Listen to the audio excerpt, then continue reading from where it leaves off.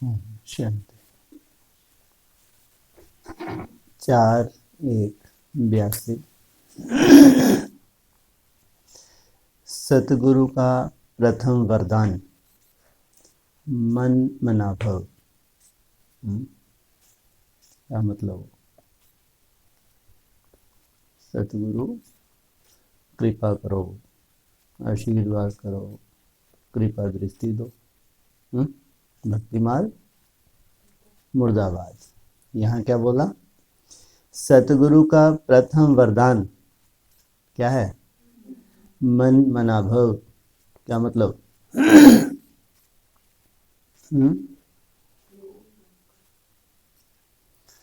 वरदान कौन सा देता है सतगुरु? बाप भी है, टीचर भी है, सतगुरु भी है। सतगुरु का पार्ट कब? लास्ट में। तो सदगति करने के लिए क्या करते हैं? कौन सा? हाँ, वर्तमान समय जो भी मन मनाभव हैं, जितने भी बच्चे याद की मेहनत कर रहे हैं, जैसे वो सदगुरु की पालना मिल रही है, ये उनके लिए वरदान है। सदगुरु शिव बाबा गुरु पोत्रों से बोले।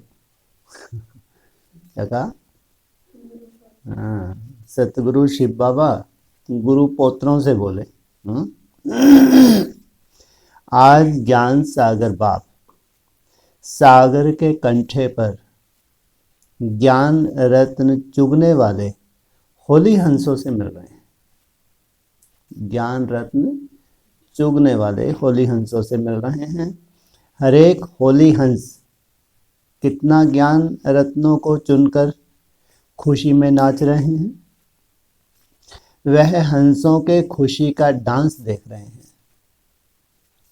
यह अलौकिक खुशी की रूहानी डांस कितनी प्यारी है और सारे कल्प से न्यारी है। ये रूहानी डांस सारे कल्प से न्यारी है और प्यारी। सागर की भिन्न भिन्न लहरों को देख हर एक हंस कितना हर्षित हो रहे हैं। तो आज बाप दादा क्या देखने आए हैं? हंसों का डांस। हंस अर्थात मोती चुगने वाले। डांस करने में तो होशियार होना। हर एक के मन के खुशी के गीत भी सुन रहे हैं। बिना गीत के डांस तो नहीं होती ना। तो साज भी बज रहे हैं और डांस भी हो रहा है। आप सभी भी खुशी के गीत सुन रहे हो।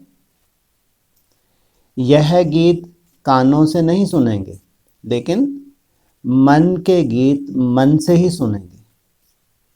मन मनाभव हुए तो गीत गाना व सुनना शुरू हुआ। क्या कहा? मन मनाभव हुए तो गीत गाना भी साथ में सुनना भी शुरू हुआ। मन मनाभव इस महामंत्र के वरदानी तो सभी बन गए। क्या कहा?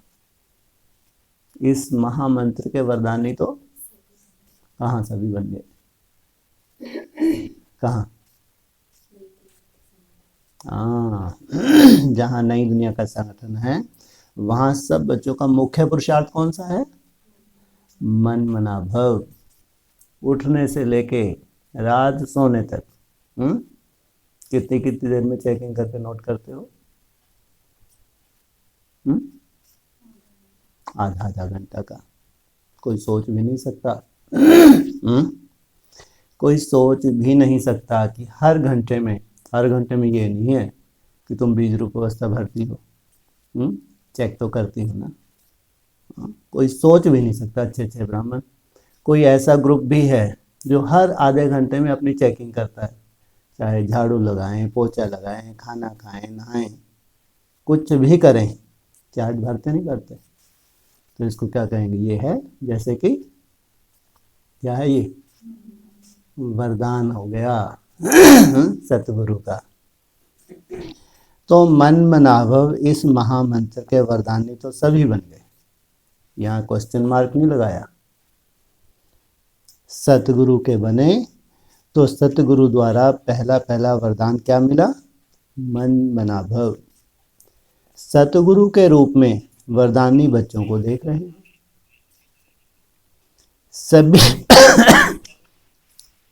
सभी महामंत्रधारी, महादानी, वरदानी सतगुरु के बच्चे मास्टर सतगुरु हो।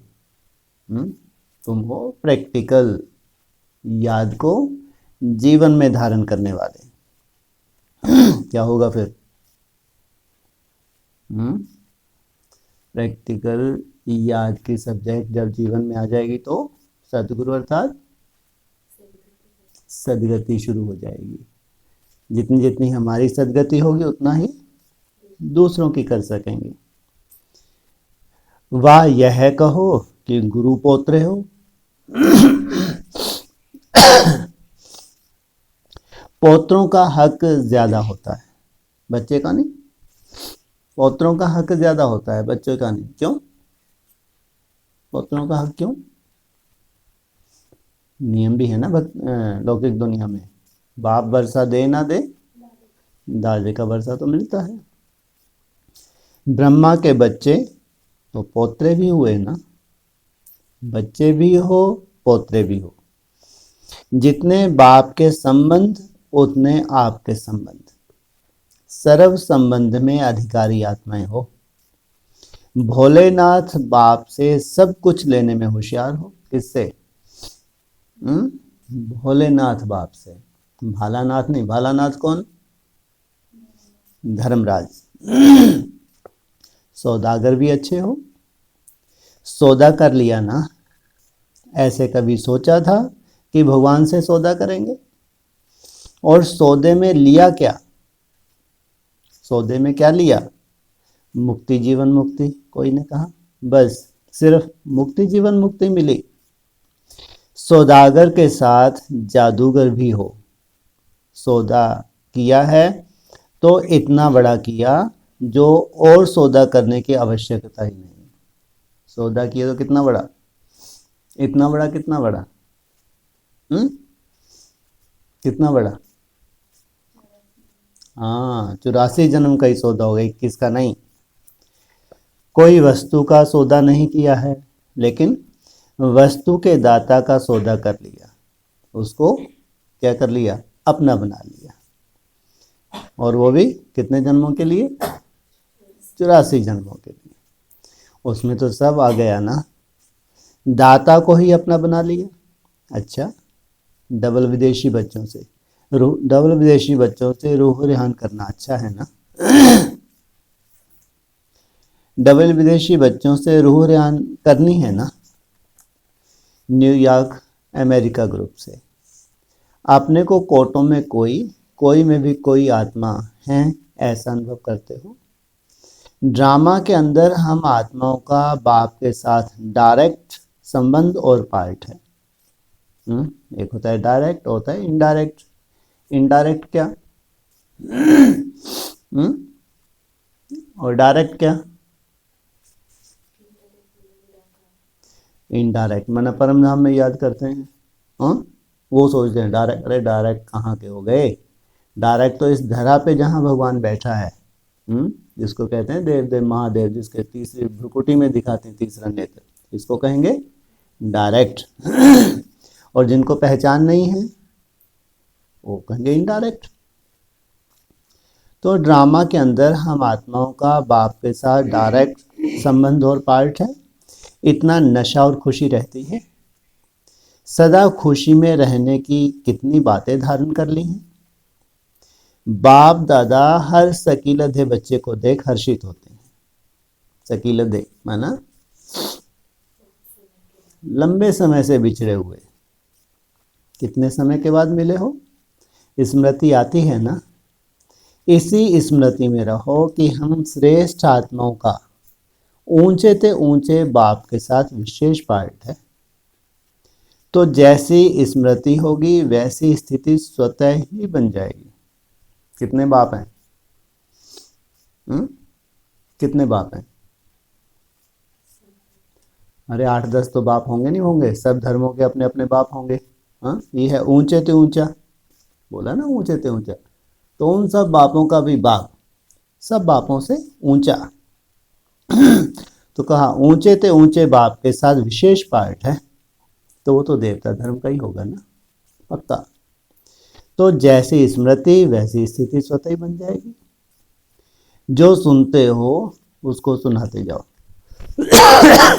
हम्म, सुनते जाओ और जितना समाते जाएंगे, जो सुनते हो उसको समाते जाओ, सुनाते जाओ नहीं। सुनाने वाले तो ढेर हैं, समाने वाले नहीं हैं। जितना समाते जाएंगे उतना प्रैक्टिकल स्वरूप बनते जाएंगे। हर गुण का अनुभव हो, एक एक गुण की अनुभूति कहाँ तक है, यह सदा अपने आप को देखो। नॉलेजफुल हैं या अनुभवी मूर्त हैं, चेक करो। क्योंकि संगम पर ही हर गुण का अनुभव कर सकते हो। किसी भी गुण का अनुभव कम हो तो उसके ऊपर अटेंशन देकर अनुभवी जरूर बनो। क्या कहा? कोई गुण की कमी है भी तो क्या करना है, उसके ऊपर अटेंशन देना है, तो अनुभव हो जाएगा। जितना अनुभवी मूर्त होंगे उतना फाउंडेशन पक्का होगा, माया हिला नहीं सकेगी।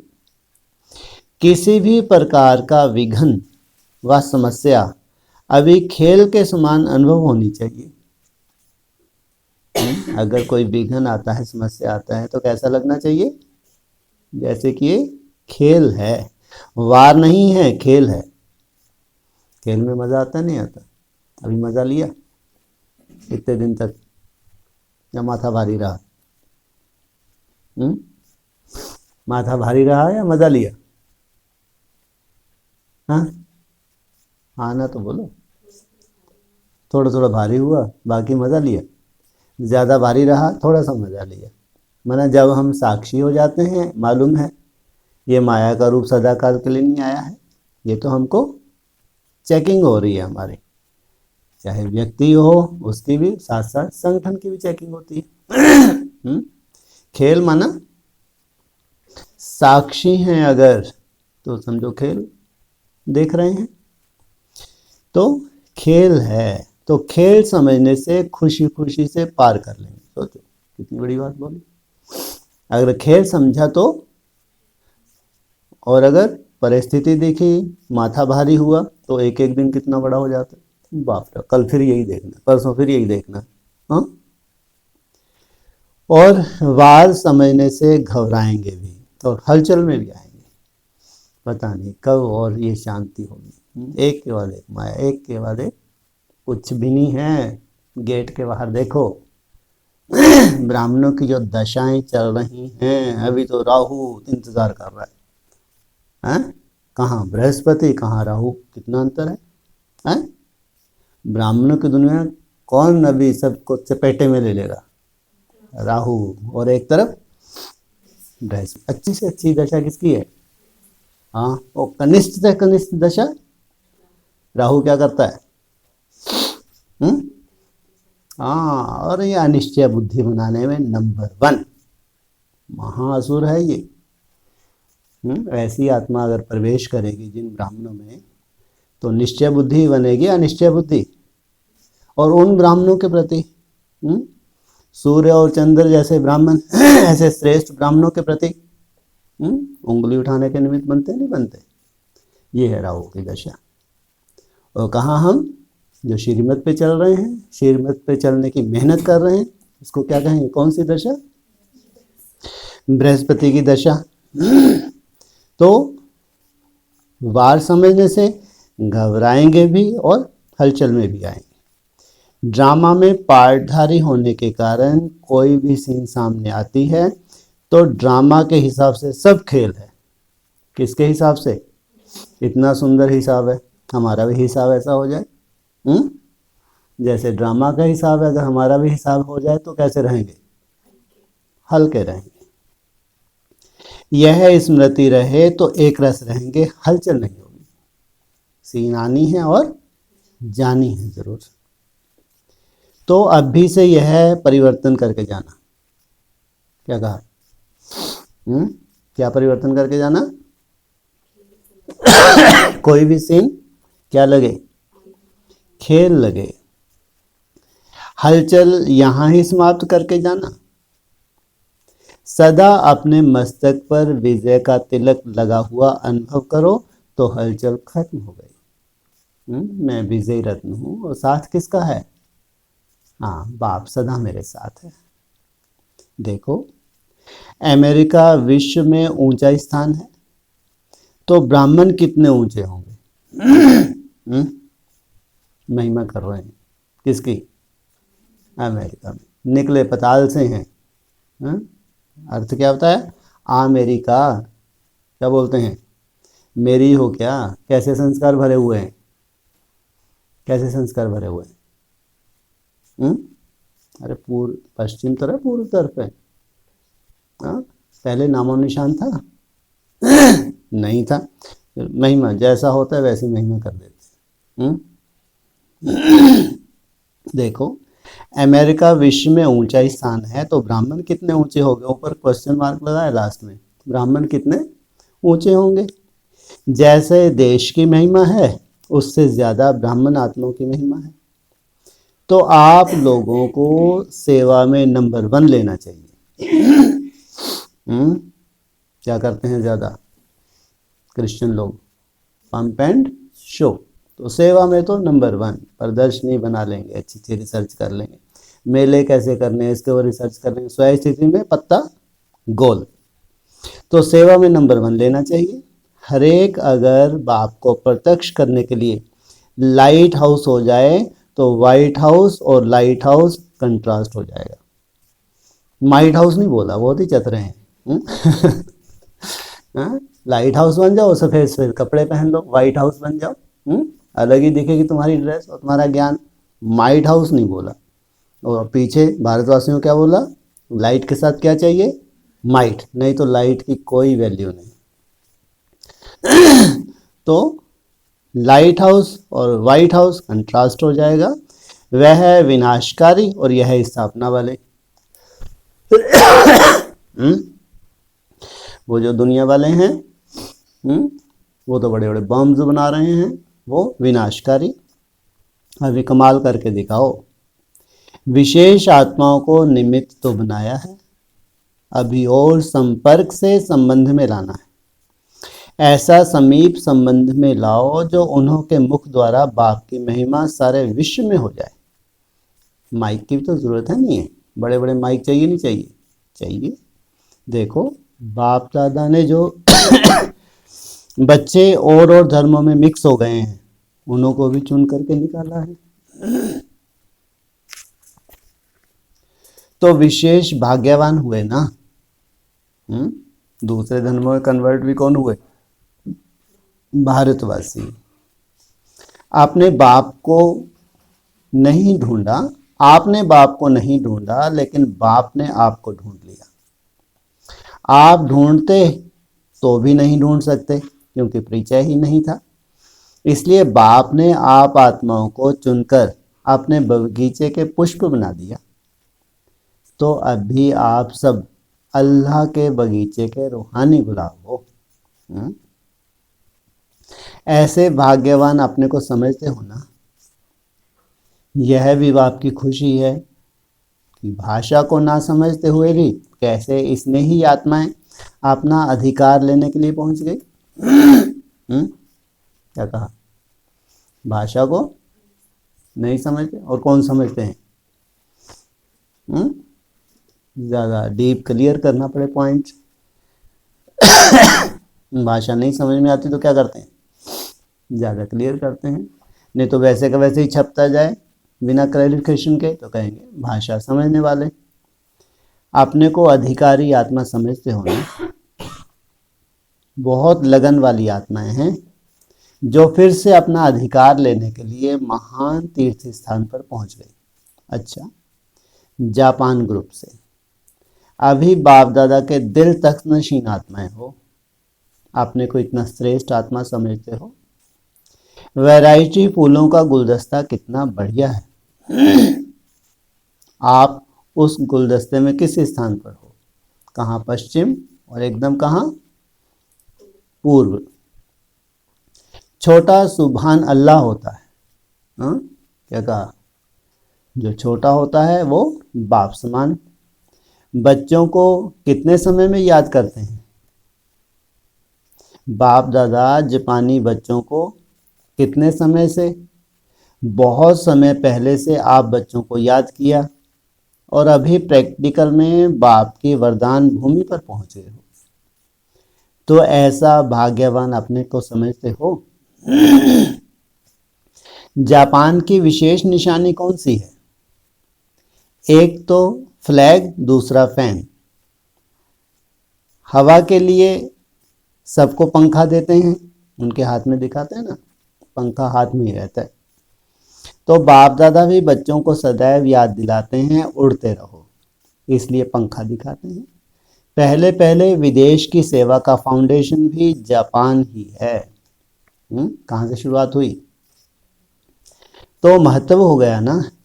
बाप दादा के आह्वान से आप लोग यहाँ पहुँचे, बाप दादा ने बुलाया तब आए हो। सभी अच्छे शोकेश के शो पीस हो। सभी ब्राह्मण परिवार भी आप गोल्डन चांस को देखकर, गोल्डन डॉल्स को देखकर खुश होते हैं। जापान की क्या फेमस है? जापान की गुड़िया। उसको कहाँ रख लेते हैं? तिजोरी में भी रखते हैं। ऐसा अनुभव किया है कि परिवार के भी सकीलते हैं और बाप दादा के भी सकीलते हैं। अब जापान से ऐसी कोई विशेष आत्मा निकालो जो एक के आने से अनेकों को संदेश मिल जाए। वहाँ वैरायटी प्रकार की सर्विस निकल सकती है। थोड़ी सी मेहनत करेंगे तो फल ज़्यादा निकल आएगा। इसके लिए एक तो स्थान का वातावरण बहुत पावरफुल बनाओ, ऐसे अनुभव हो जैसे एक चैतन्य मंदिर में जा रहे हैं। ऐसा वातावरण रूहानी खुशबू का हो जो दूर दूर से वायुमंडल आकर्षण करे। वातावरण बहुत ही आत्मा को खींच सकता है। धरनी बहुत अच्छी है और फल भी बहुत निकल सकता है। सिर्फ थोड़ी सी मेहनत और वायुमंडल चाहिए।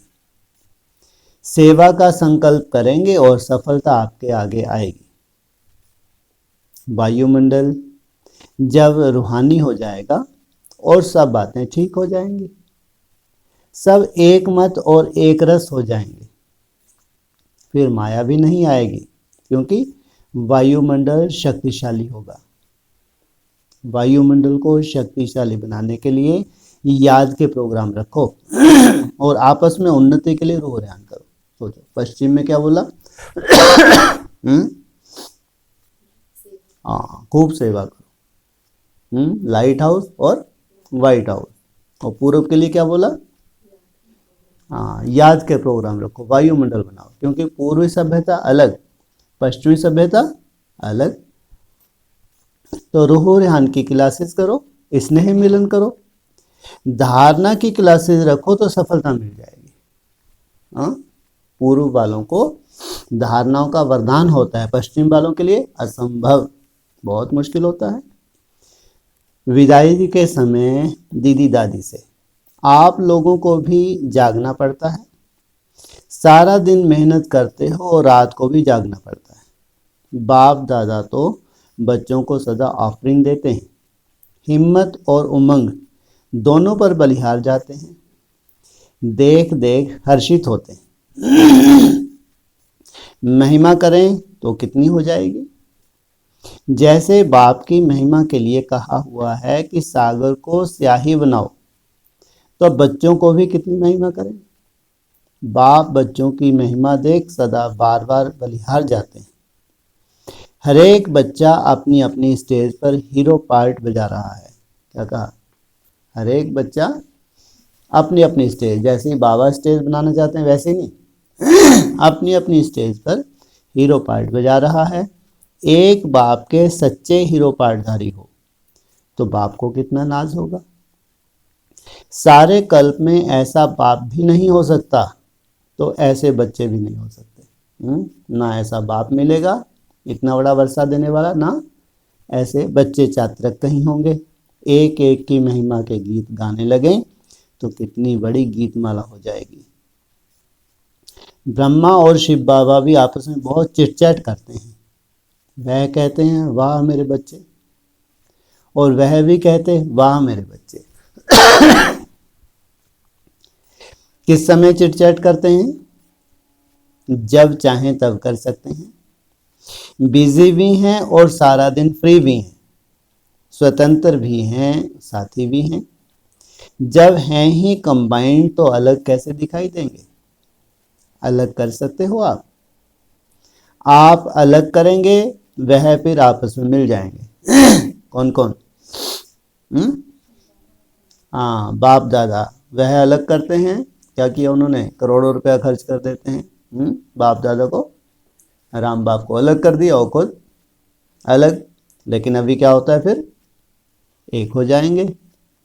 आप अलग करेंगे वह आपस में मिल जाएंगे। देखो पहले से वरदान दिए हुए हैं इनको। तुमको बाप को अलग करना है, फिर बाप दादा एक हो जाएंगे। जैसे बाप दादा का आपस में कंबाइंड रूप है तो आपका भी है ना। आप भी बाप से अलग नहीं हो सकते। अच्छा, ओम शांति।